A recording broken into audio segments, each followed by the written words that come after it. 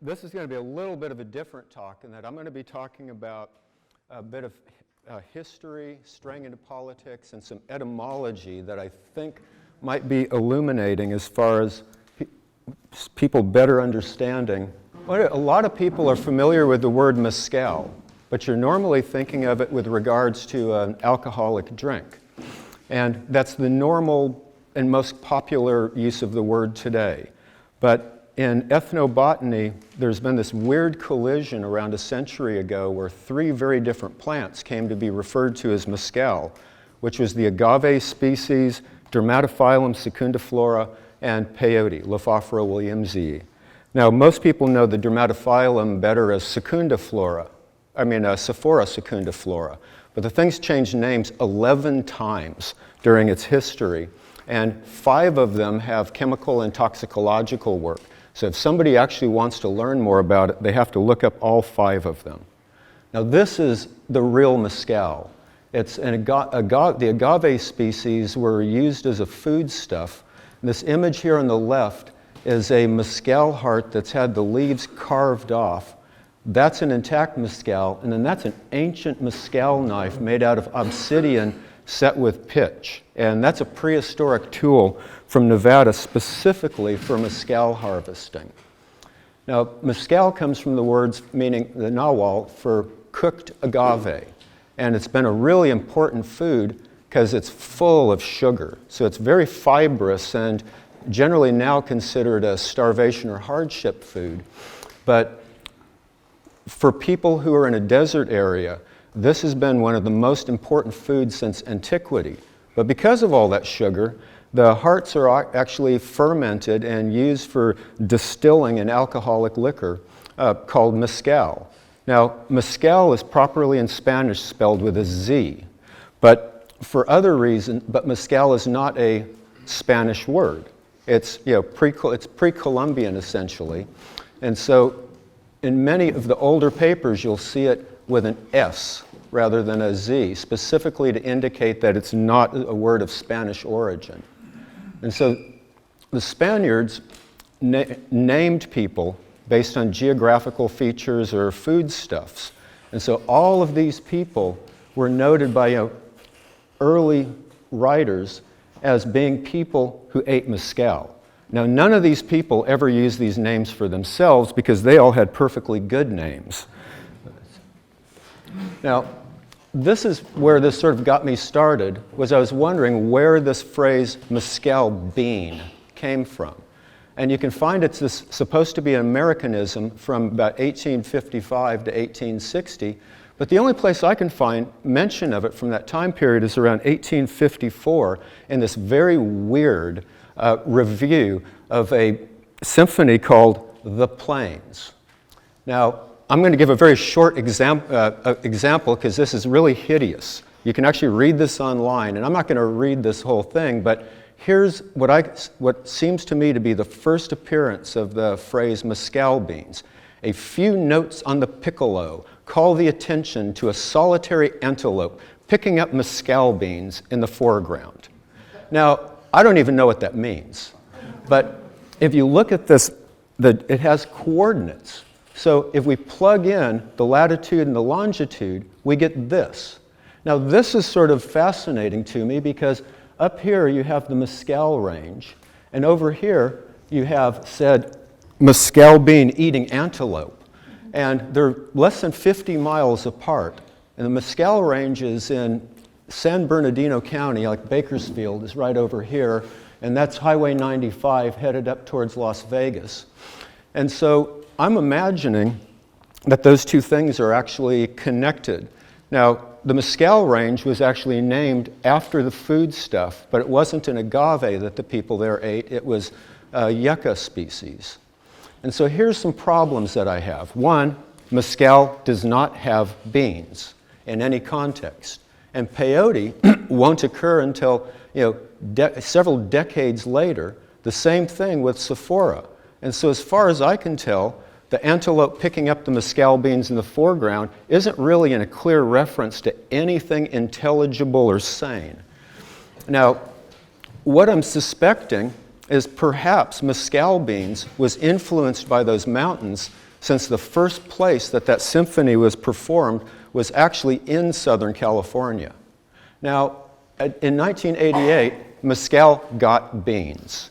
We don't understand how or why, but this is the oldest example of it was in E.E. White's report on the Kiowa and Comanche reservation that the indigenous people were eating mescal beans. Now, why this is so strange is peyote's been known as peyote or peyote since the 16th century. And even in the 1800s, that was still by far the most common name for it.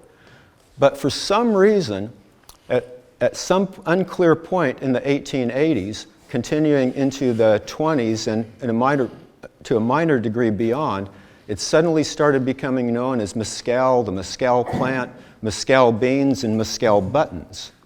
Now, that's sort of what I'm wanting to talk about here, because there's some really fascinating bits of history that emerge from this.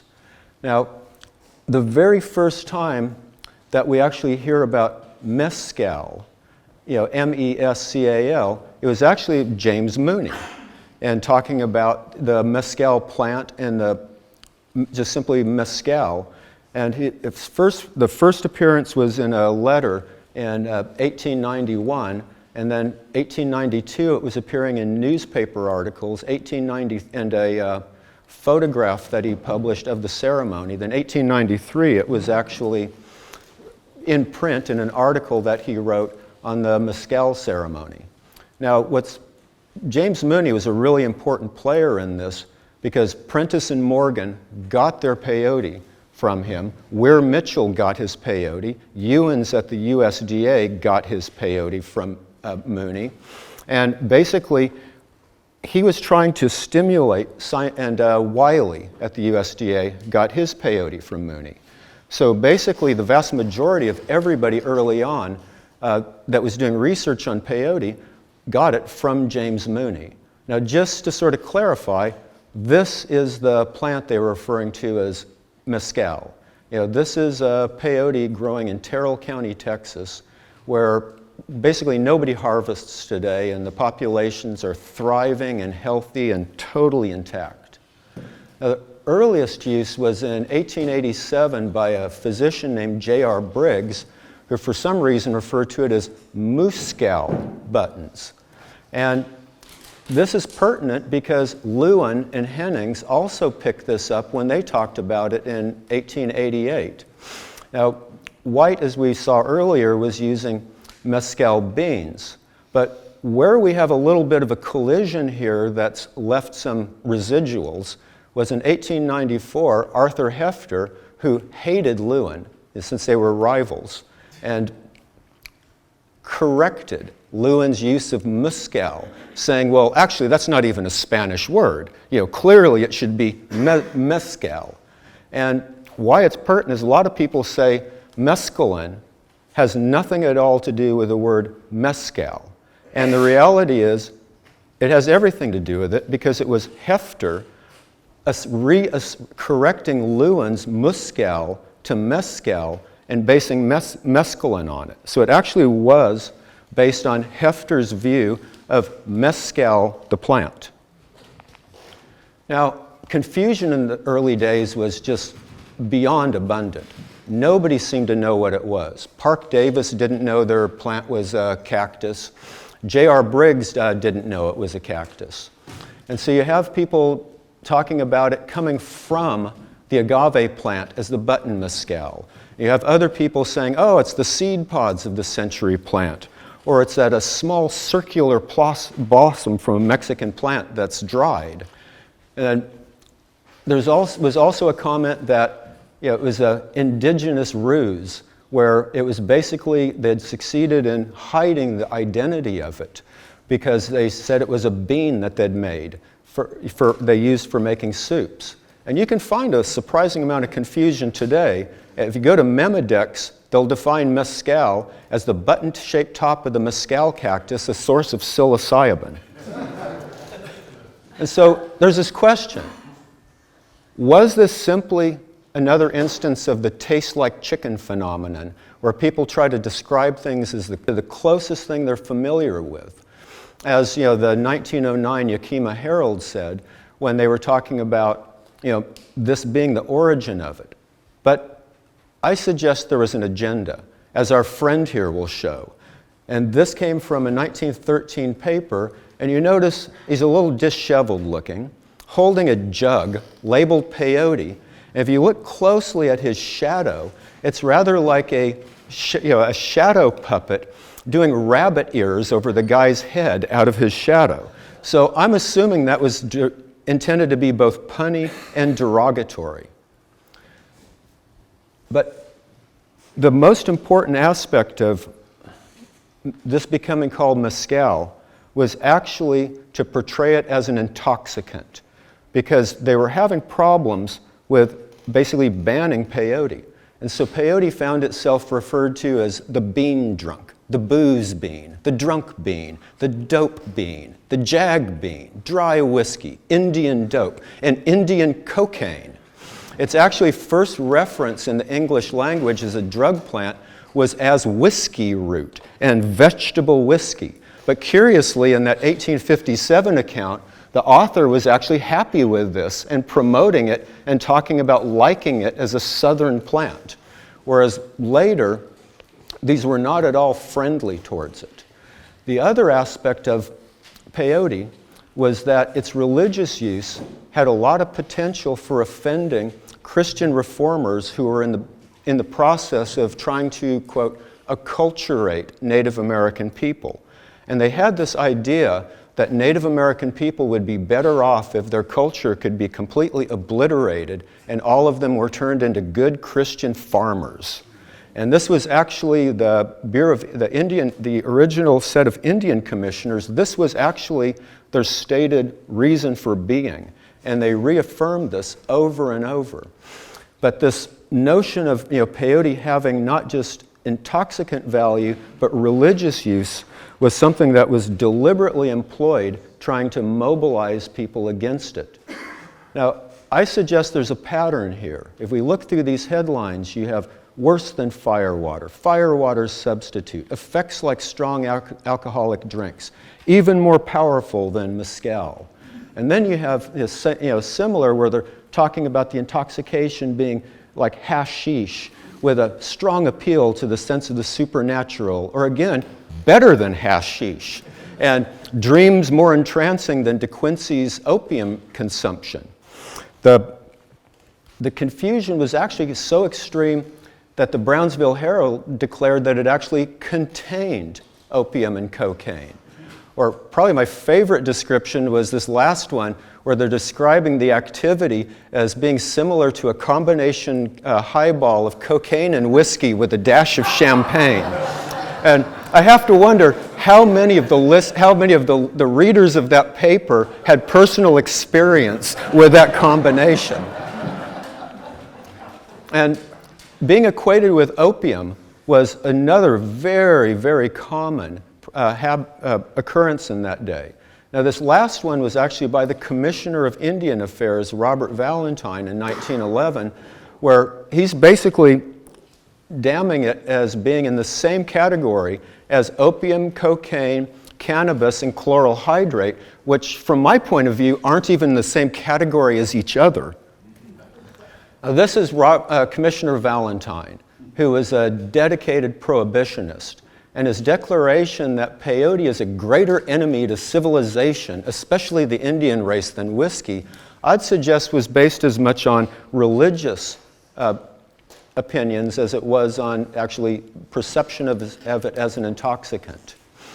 Now, there was a lot of claims that the Native Americans had secret agents who were spreading the plants, and they had lobbyists in Washington. And there was one point where the Osages were declared as being this rich tribe that were sending lobbyists to Washington, as if somehow a group of 20-some Native Americans could be expected to travel from Oklahoma to Washington in any other way than a train car and manage to survive the trip during that time period. Now, what's curious about this is both of the people who were talking about this were both actually anti-peyote lobbyists based in or near Washington. Bonin actually moved to Washington for an extended period so she could repetitively lobby Congress trying to push through anti-peyote legislation. And their failure to obtain it caused them to suspect that the Native Americans were maintaining political lobbyists specifically for that purpose. Now, this is the type of accounts that would generally come up, and you notice both of these, one from 1915 and one from 1906, have exactly the same sort of premise, which is that in a period of time, peyote is going to either drive people insane and then kill them. Now, that must explain why it was spreading in popularity. Now, this I'm fascinated by since it's from 1918, and where they're talking about the fluff in the peyote being the most potent part, that if you smoke mescal, you go completely insane and it lasts longer. And this is the earliest account of smoking peyote that I can encounter. It came about from a Mexican detective named Alba, who fed this information to William Johnson, who we'll come back to in a minute. And this persists to this day. A few years ago, the Navajo passed an internal law basically accepting the use of peyote, which they'd rejected, but they also emphasized that smoking peyote was banned. And I can't imagine that they had many people smoking peyote. Now, this is the core of the problem. Valentine actually was rather honest here when he says that it's the fact that the use is part of exercises of a religious nature. That's the main reason that it needs to be suppressed. And you note he's saying, even if it was harmless, it should still be suppressed because of this. What had happened during that particular time period is all religious dances had been banned. Most of the religious practices had been banned. People were having their children taken away from them and forcibly educated on remote locations, as part of this acculturation process. And Spalding summarized it the same way, in that it was people who were trying to Christianize the Indians were actually the ones who were focused on trying to illegalize peyote. Now, you notice this picture of Quanah Parker in his, quote, everyday clothes. Those actually weren't Parker's everyday clothes. That was just the approved clothing that he was using. There is another picture here showing Quanah Parker and two of his wives in traditional regalia, which they referred to as Chief Quanah dressed in his Indian costume. James Mooney also summarized this very well in terms of being this, the oppression of peyote being due to missionaries and officials who were concerned that the use of peyote was going to interfere with the Christianization of the Native Americans. And Mooney actually lost his job for this. There was complaints by missionaries to, I think his name is Stitchicum, who was the head of the reservation at Anadarko. And he basically got Mooney recalled to Washington for defending the peyote faith. Now, what a lot of people don't understand is Mooney was actually sent there by the Bureau of Ethnology to study peyote. So he was actually doing his job, but he wasn't condemning the use of peyote. And of course, the missionaries went after Mooney and physically had him removed. He was thrown off 2 reservations and banned from them prior to that happening. Now, this is a particularly important player, Herbert Walsh, who was an art student that was born into a very wealthy family and used his money for a lot of political purposes, one of which was hating peyote. Now, you notice Walsh's comment here, why not have a whiskey church if a peyote church can be conducted free from interference by officers of the law? And this sort of premise was very common. You can find Blair in 21 saying, well, what if the Negroes of the South had a cocaine church? This goes a little farther where they're saying that if you were to have peyote, there'd be nothing to stop people setting up pagan temples with prostitutes offering themselves under the name of religions as ministers of lust. Now, I want to know where those pagan temples are, because I'm really not aware of pagan temples hiring prostitutes as part of their religious outlooks. And this is actually from one of the congressional debates, a 1921 congressional debate, saying that some mothers conscientiously and religiously believe they're doing the right thing when they sacrifice their offspring to alligators religiously. And again, I've never encountered mothers religiously sacrificing their offspring to alligators. But in this very same spirit, today you can go online and find half a dozen drug treatment facilities offering outpatient treatment for peyote addiction. One of them actually says some people can use peyote religiously for many years and then one day stop cold turkey. And other people may need help. Then they go on to say that you may need professional help because you're going to be suffering hallucinations due to the serotonergic disruptions that drug withdrawal from hallucinogens causes, and that you have to be sedated in order to suppress the hallucinations. And that's today. All you have to do is Google peyote addiction, and you'll find lots of people offering drug treatment for it. And so, with all of that, it's not surprising that the Winnebagos were once declared to be going extinct due to eating peyote. And there was Protestant women groups declaring war on Mescal and war on peyote. And this went on for years. And this is one area where women were actually quite active during this period in terms of being, very rabid prohibitionists.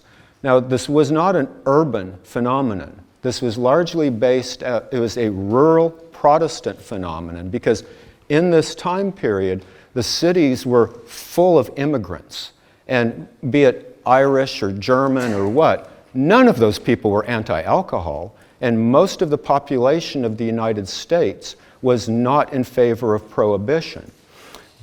And so they targeted with this, using the churches to distribute the message, they mobilized the Protestants in rural areas to send literally hundreds of thousands of letters to Washington demanding action to ban peyote and ban alcohol. Because, now, this is something worth pondering. No matter what happened in the churches, this notion of immorality and a corruption of actually human decency as a result of the peyote has never actually stopped.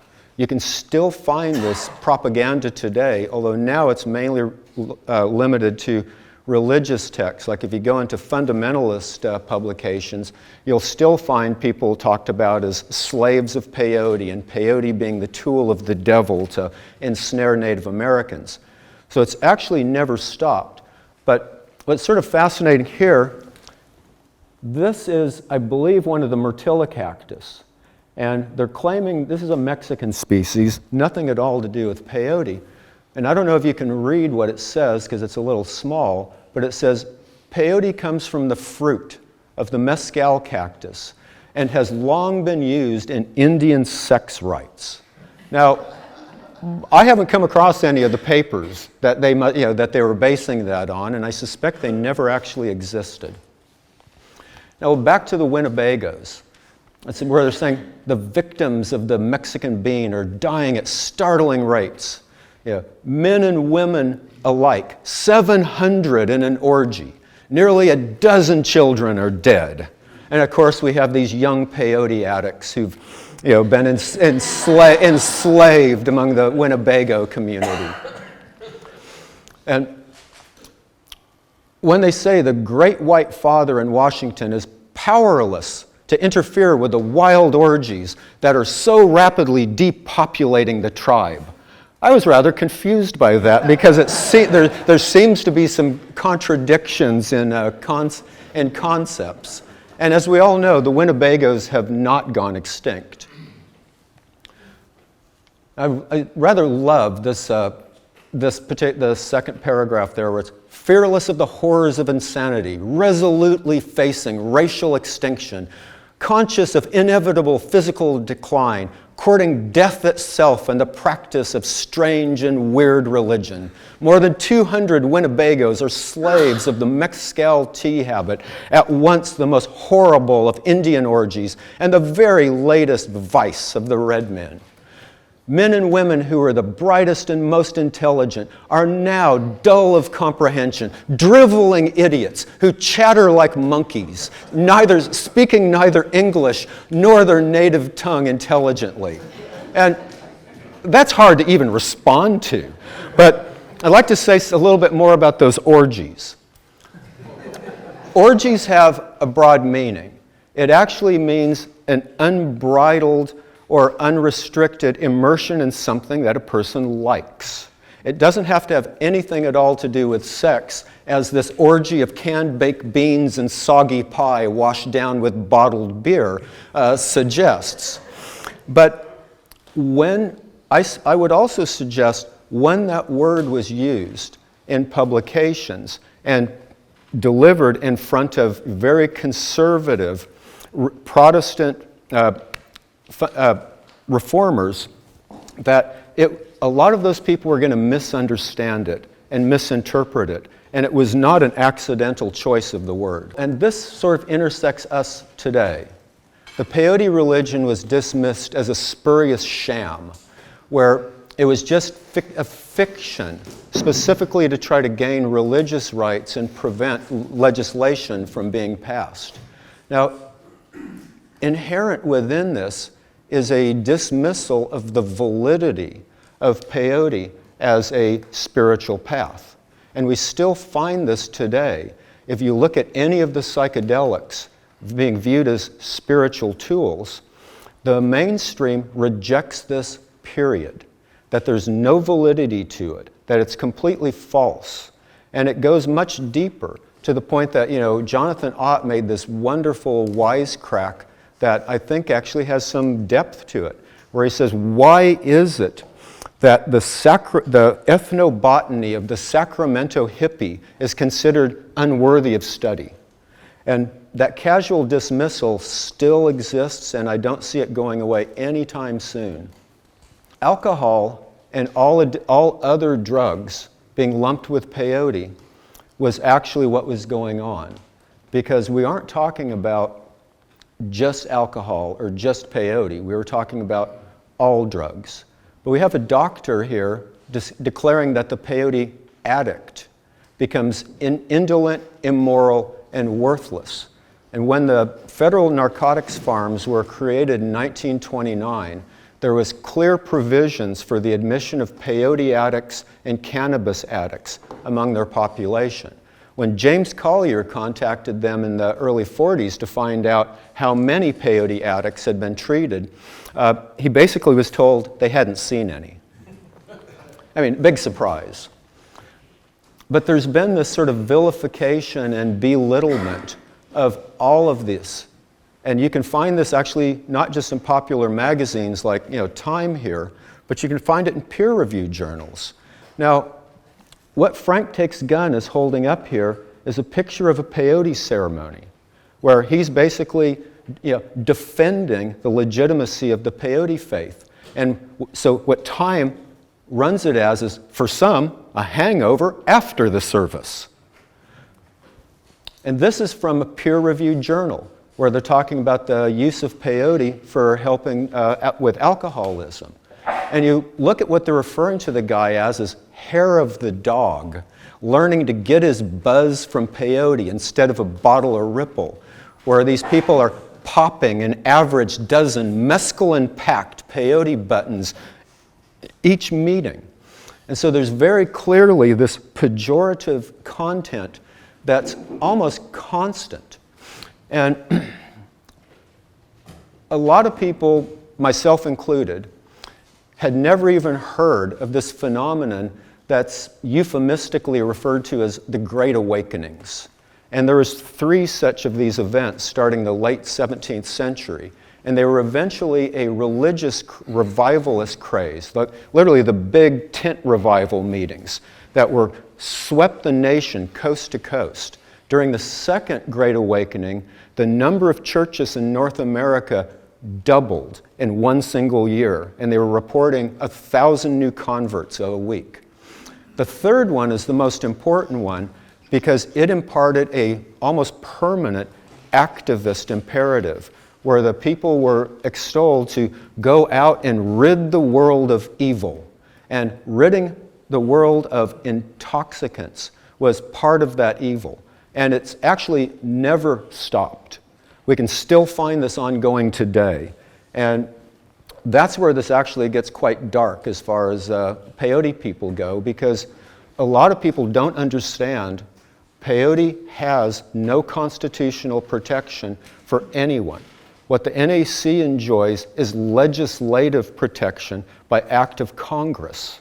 And that's not the same as constitutional protection. The União de Vegetal and the Santo Daime and Oclavuehu all basically rode on the coattails of that legislative protection. And as the saying goes, what Congress can give, Congress can take away. Now, prohibition is something people remember as being against alcohol here. But the reality is, prohibition, when the idea came up in the late 1800s, was viewed as worldwide. The goal wasn't to get rid of alcohol. The goal was to abolish all use of all intoxicants on the entire planet. And this is interesting because they're actually acknowledging that this is something that's, a human tendency, and it's been with humans forever. And their biggest task is to, quote, get folks to move upstairs. Now, obviously that's with or without their consent. Now, these are the drugs that Wilson was describing as the ones that we needed legal protection from. Opium, coca, cocaine, alcohol, hashish, datura, fly agaric, betel, tobacco, mescal beans, which is peyote, yaupon, tea, and cocoa. Now, obviously, they didn't succeed on all of those, but they did make some good progress. Because here's the issue, this thing I found in a 1911 American Advance. The trouble comes in convincing the other fellow and the other fellow's fellow.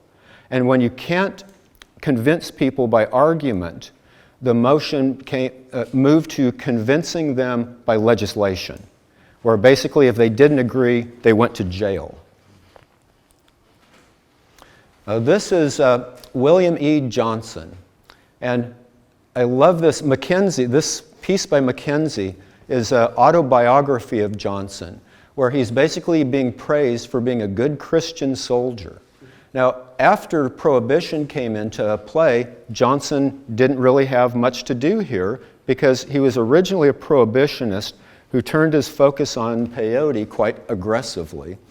And this picture here on the right is from 1922, when Johnson went from the United States to Hindustan to rid India of use of all intoxicants, teaming up with Gandhi. And obviously, they didn't quite succeed. But this did leave us with a lasting legacy, because the successes, the series of successes that the prohibitionists experienced legislatively caused a dramatic increase in the size of law enforcement personnel and support staff. For example, the entirety of Border Patrol had 450 agents at this point in time. And at that point, it wasn't the FBI then, it was just the Bureau of Investigation. They had 400 and some agents. The prohibitionists, in terms of the actual active agents in the field, was over 2,500 people. And as soon as Border Patrol got involved in essentially killing Mexicans as they were crossing the border to shut down the mescal trade, the actual alcohol mescal trade, their numbers more than doubled within a single year. It also saw a dramatic expansion in the courts for the power of the federal government and a broadening of its role in law enforcement. which is essentially where our modern federal legal machinery and tax code was created, was during the Prohibition era. And this, we're talking the years between 1920 and 1932, when prohibition of alcohol was reversed. And we also have a lot of familiar sound bites. If you look at this wonderful comment from Anslinger that the federal machinery is limited in combating the drug traffic, so they just need more liberties to go after people to eliminate this. Now, this caused a direct swelling of the prison population. By 1930, there was comments that some of the state prisons had 4 prisoners to a bunk. And the same problem was happening with the federal prisons, where from 1920 to 1932, the numbers of federal prisoners went up 5-fold. And this is something that's continued and continues today. This was actually the beginning of America as a prison state, where prisons were, like a great money-making industry. And similar to things that we see now, there was gross violations of civil rights, where in going after alcohol, there was essentially vigilante squads of citizens going door to door without warrants, looking for stills and looking for alcohol, and quite often shooting and killing the people that they found. I mean, many people died for as little as a pint of whiskey during that time. And this is also when President Hoover was responsible for our still in vogue tough on crimes approach, where they were proposing draconian sentences and maximizing people's jail stays if they were actually found and convicted a second time. And of course, like any other corrupt era, the people who could afford protection did fine. And so the big alcohol producers had no problems. It was the poor people, the minorities, and the immigrants who got the heaviest impact of the war on all intoxicants. And we still see that today with the war on drugs. If you look at the percentage of people in jail, it's heavily weighted towards African Americans. And that was actually where a lot of the laws came into being, was on racial grounds. The cannabis laws were directed against Mexicans. Cocaine laws were directed against African Americans. Opium laws were directed against Chinese. And in many cases, it was less for it being against the drug than giving a tool of control that could be applied if there was one that was actually needed. Because most of these people were, like Anslinger, was intensely racist. I mean, Anslinger was so racist that his people around him demanded he be fired on several occasions because of the racial slurs he would use in his official reports. Now, of course, it didn't faze anything. So in many ways, this really was the beginning of our modern war on drugs.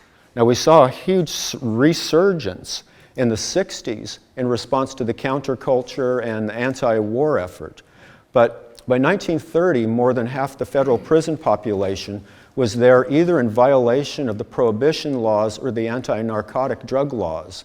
By 1935, fully half of the federal prison population was there on narcotics charges.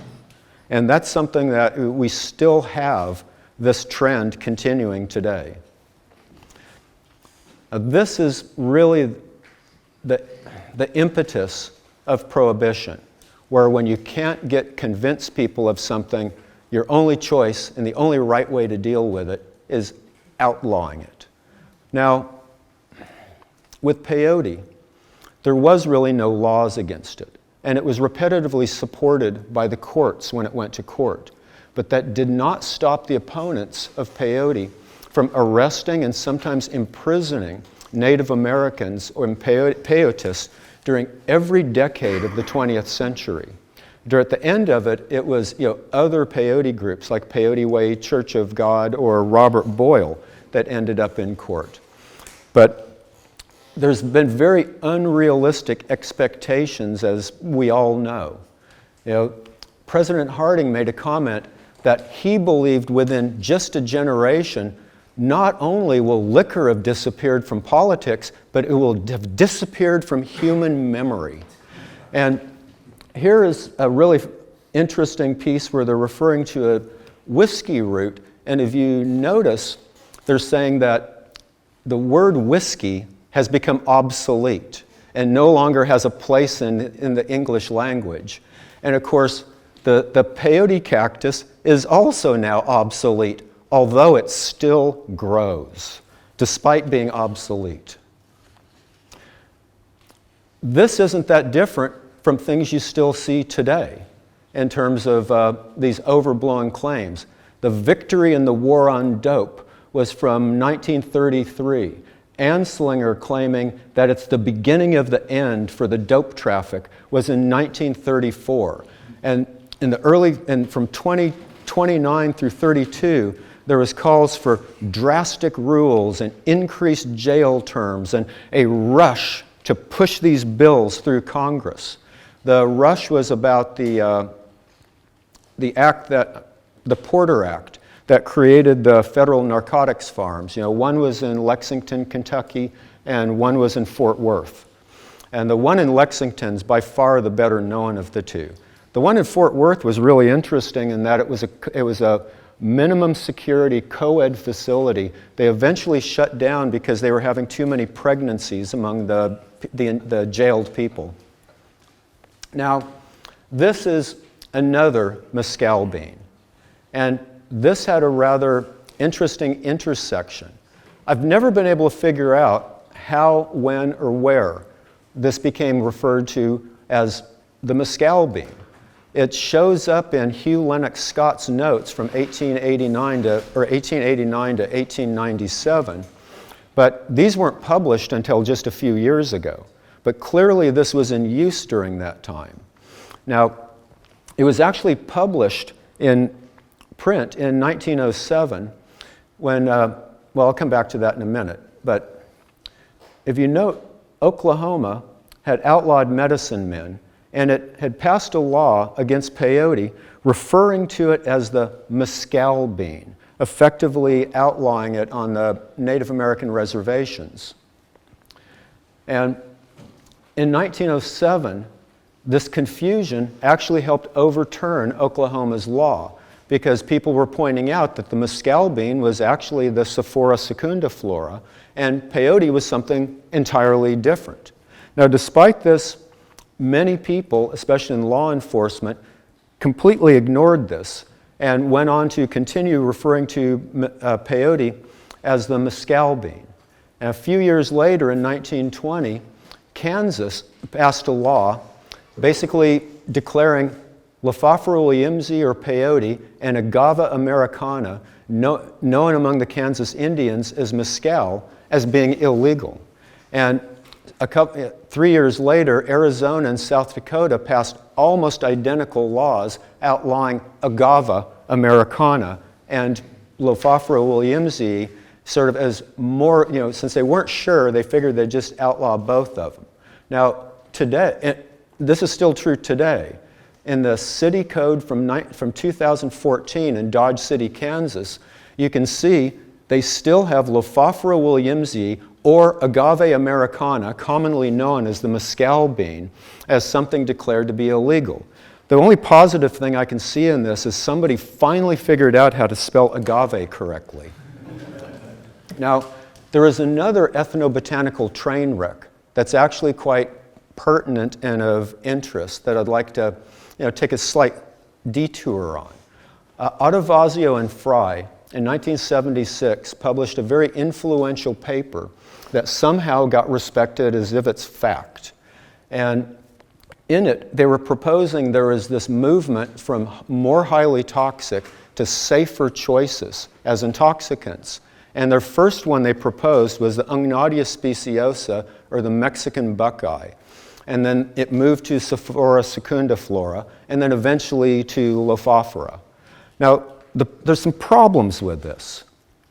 One of which is the data they had in that paper was not sufficient to support their proposal. In fact, if a person reads it with open eyes, it's a miracle it ever got through peer review. I think Adavasio's being famous for sort of badgering and bullying his opponents might actually have intimidated his peer reviewers.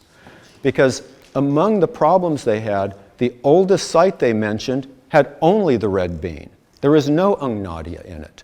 And they made this comment, well, the proportions of the Ungnadia to the Sephora were decreasing over time. That must have meant that their use was shifting from one to the other.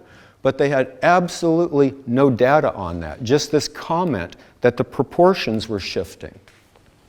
And every other data point they had outside of their oldest one and their newest one had the Mexican buckeye and the red bean mixed together, not one versus the other. And let's look at their data here. You can see their oldest site is only the red bean. Every other one in between this is the two of them, and then we've got one that's only the red bean. But if you pay close attention, you'll see it's the very same site. It's just newer layers at the bonfire shelter, but it's the exact same archaeological site. And then they choose the very last one, which Stacy had mentioned, the ones that was 9 peyote buttons strung on a cord, of which 8 of them still exist due to analysis. And that was actually at Cuatro Ciénegas in Mexico from a burial site. Now, additional problems are that Sephora and Ungnadia are both toxic, but neither one of them is as toxic as the literature wants to make out.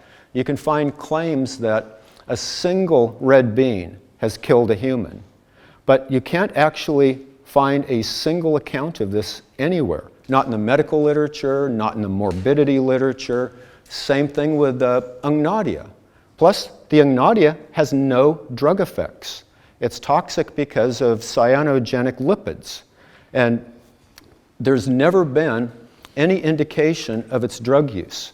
In fact, Adavasio and Fry, in support of it having drug use, cited a case from 1896 from Havard, which talked about poisoning in a small child. And he said that the child grew giddy and went for its mother, asking for water, and collapsed on the floor. That's their only evidence for this being an indigenous intoxicant. And I really don't think that there's any truth to it.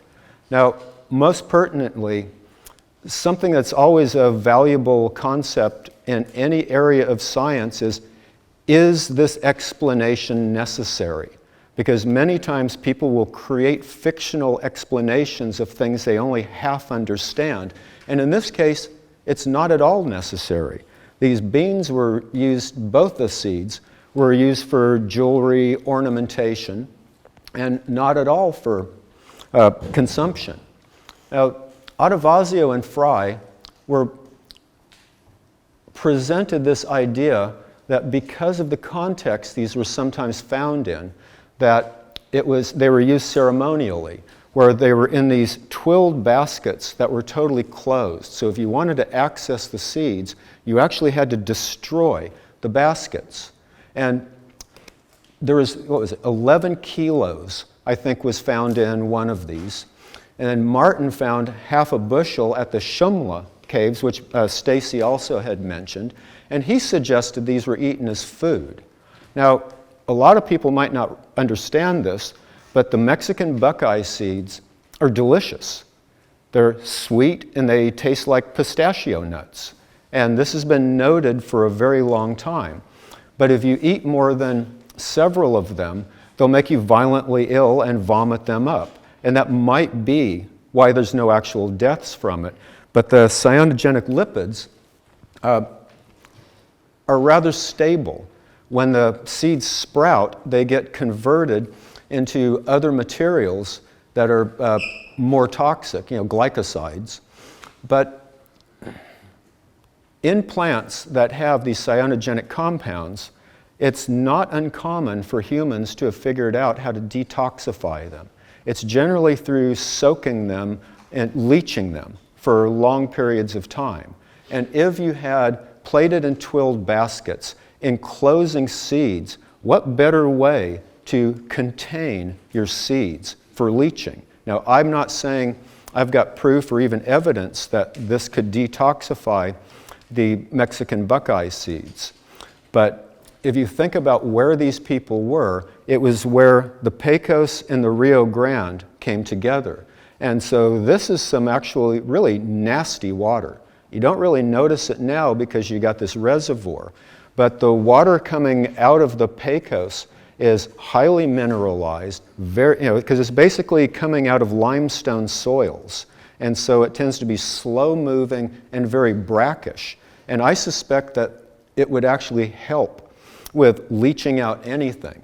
Another aspect is those baskets could have been used simply for how they would sound. If you had a basket like that together with seeds in it, there's this really nice high frequency component if you roll or stir or shake the seeds. So they could actually have been something people were using as sound producing devices.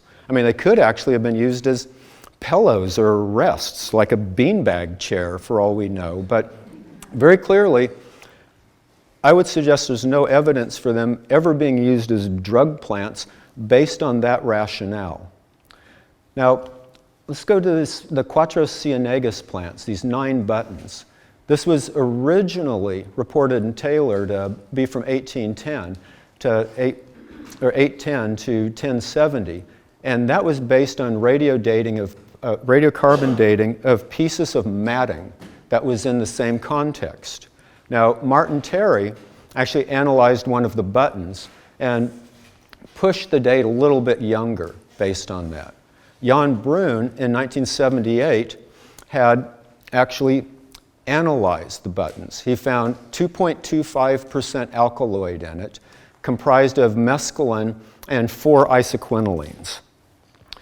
And this last point is something that I'd like you to pay close attention to on this next slide, because these plants, these are from 1,000 years ago almost, and even then they were using good harvesting practices, the same sort of harvesting practices that we'd use today.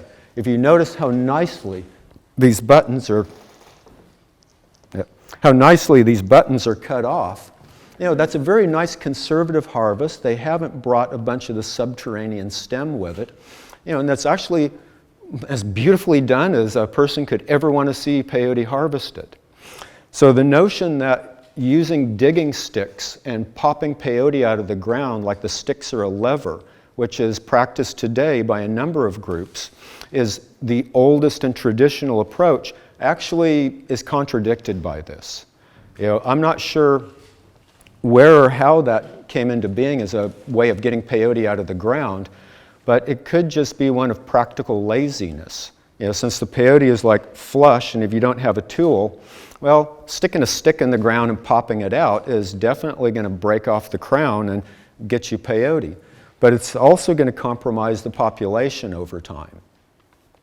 Now, give an idea of where we're talking about here.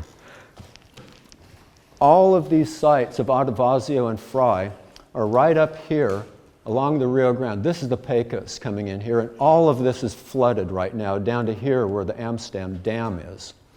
And I believe Shumla, it's either right here or right here. I couldn't nail that down based on the map. But the one thing that's pertinent about this is if you look at like Eagle Cave, Bonfire Cave, Zopoliti, Coontail, Fate Bell, the Shumla caves are right in the middle of it. The original Shumla site is actually several miles farther west, but they called this complex of rock shelters the Shumla Caves, even though they were several miles removed from it. And then I also put over here where those string peyotes had come from, where it says CM79, that's the Cuatro Cienegas site. But you can see that the Shumla Caves were in the neighborhood of all of the sites, and also from the same time period as Otavazio and Fry's archaeological sites. Now, this is what Stacy had referred to as one of those buttons. And these were originally thought to be peyote buttons. This is the oldest peyote known. Now, this is one problem in that we don't actually have a lot of old material to look at. Adovazio and Fry chose one single button, even though they knew about these, and they mentioned, the Martin's excavation in 33. They made no attempt to actually analyze these. And Marta Schuetz in 63, which is a paper they had to be familiar with, commented that she believed that this material was dated from somewhere in excess of 5,000 years old, possibly as old as 7,000 years. And she commented that peyote and the red bean were found at all levels of all context within the Shumla caves. Also, Martin commented that, quote, mummified peyotes, which is what you're looking at as one of the mummified peyotes. Martin commented that these were abundant in the caves. Now, there's several of them, and that's it. Nobody has any idea what happened to the rest of them. There's been, I believe, 9 archaeological sites where peyote has been reported as being recovered in the excavations. And of those, we have 2 sites where any material exists. Nobody has any idea what happened to the rest of those specimens, but they basically do not appear to exist anywhere. And this is a real problem, not just because we've lost that data, but because it's broader. If you go into like big herbariums, say like the University of Texas, and you go into their cabinets and you pull out their peyote specimens, you'll find they have none.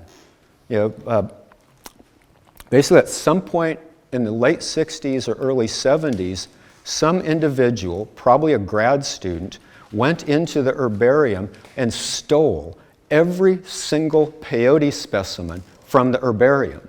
And this is a very common thing where we have no data because it's basically all been pilfered. We're probably lucky to have these. Now, Brune's group dated this to 5,700 years ago and first had claimed that it was from 7,000 BC. First didn't actually publish it though, which was problematic in that he actually destroyed two of these artifacts. And he slipped it into a book review on Omer Stewart's The Peyote Religion, rather than publishing a proper paper on it. He's also said that he didn't bother retaining any of the data around it because he didn't consider it important to retain documentation, which just really baffles me. No. What's your time frame? What?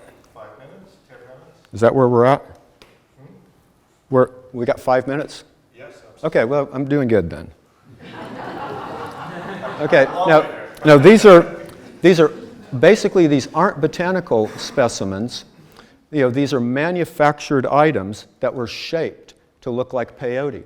Now, if you look at these were made out of a fibrous dough soaked with something. There's no sign of areoles, no sign of botanical features, no sign of anything. You look at the inside of it, they look like chipboard. They don't look at all like a cactus. Now, this is a photo Martin had shared with me. So these are clearly artifactual. They're also made with non-cactaceous tissues, C3 plants. So despite the 2% that LCD was claiming in these, very clearly they had to be higher content to be 6,000 years old. Plus, since most of the composition isn't even of a cactus, they were concentrated material soaked on some sort of a fibrous binder. And so I have no answers on any of that. But they're the oldest known archaeological finds of peyote. They're from deep in the same period as the Valverde archaeological reference. And if people are concentrating a cactus and then making effigies out of it, surely eating peyote came far before that.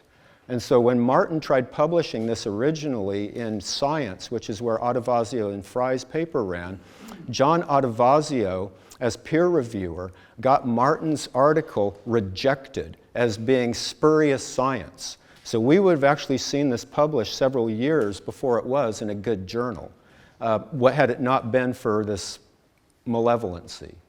And so let's just go back to the red bean for closing up. It was used for a lot of different purposes that we really don't understand. And a lot of people believe it was a hallucinogenic plant despite its containing cytosine, which is very much akin to nicotine. And many of these fit perfectly fine with indigenous uses of tobacco. Now, this is from 1760, where if you know, lots of people are familiar with this. Have you eaten people's flesh? Have you eaten the peyote? Did you get drunk? Have you eaten the little bean? Did you get drunk? So very clearly, at that age, they were still using it as some type of intoxicant. And in South Texas, there's a claim that they still do this, even though I can't find any evidence whatsoever of that being the case. The active ingredient, cytosine, is actually moderately toxic, but not hugely toxic. If you look at the LD50s, it's over 3 grams of the material, even though there's a report of 34 to 50 killing people. Now, this has actually gone into pharmaceutical development for smoking cessation, and there's still accounts of people eating the red bean recreationally. What I'd suggest is if people want to be sampling the red bean, it makes more sense to get some of this. And I started this last year, or this past year, and I haven't had time to finish. I'm only up to 4.5 milligrams because I'm trying to leave enough time between bioassays to sort of reset and get good information. I only plan to push it until I get violently ill, and if it hasn't done anything to me at that point, I'll give it up. And curiously, just last night, I found this in my pocket. And basically, I apparently traveled to England with drugs in my pocket unknowingly, because this ran through the washing machine. But these are Tabex, which is 1.5 milligrams of highly pure cytosine from Laburnum anagyroides. And I'd like to thank Martin Terry for sharing those wonderful photos with me, and I'm happy to entertain any questions if we have time for questions.